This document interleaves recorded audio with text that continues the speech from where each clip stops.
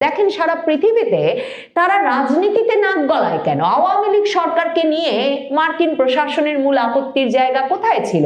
মার্কিন প্রশাসন শেখ হাসিনা সরকারকে বছরের পর বছর সামরিক ক্রয় চুক্তি করতে বলেছে।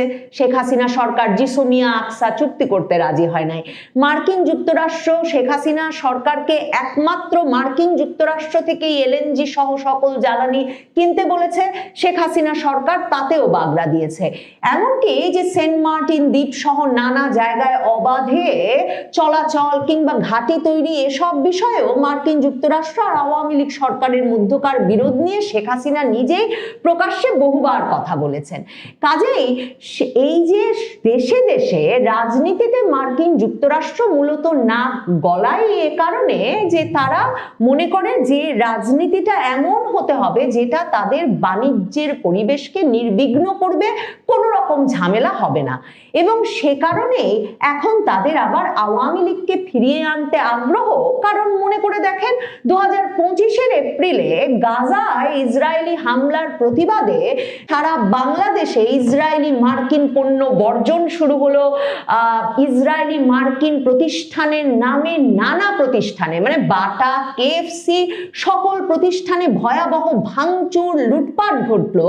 আর এবার মার্কিন যুক্তরাষ্ট্র আর ইসরায়েল যখন ইরানে এত বড় হামলা চালিয়েছে, ইরানের সর্বোচ্চ নেতা খামেনিকে হত্যা করে ফেলেছে, তখন বাংলাদেশের ইসলামপন্থী দলগুলো চুপ, বাংলাদেশের বিপ্লবী তরুণ নেতাদের দল জাতীয় নাগরিক পার্টি চুপ, এমনকি বাংলাদেশের ক্ষমতাসীন বিএনপি তারা ইরানের ওপর যে যুক্তরাষ্ট্র এবং ইসরায়েল একটা অন্যায় হামলা চালিয়েছে সে কথাটা তাদের বিবৃতিতে উল্লেখ পর্যন্ত করতে ভয় পেয়েছে।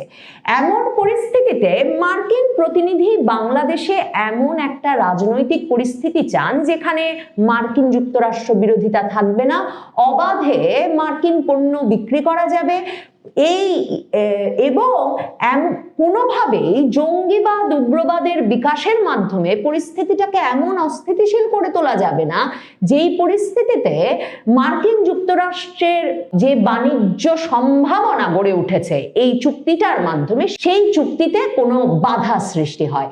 সেই বার্তায় তিনি সুস্পষ্টভাবে পল কাপুর মার্কিন রাষ্ট্রদূতের বাসভবনে যখন জামায়াতে ইসলামীর প্রতিনিধি দল এবং বিএনপির প্রতিনিধি দলের সঙ্গে আলাদা আলাদা বৈঠক করেছেন তখন দুদলকেই এ বার্তা দিয়েছেন।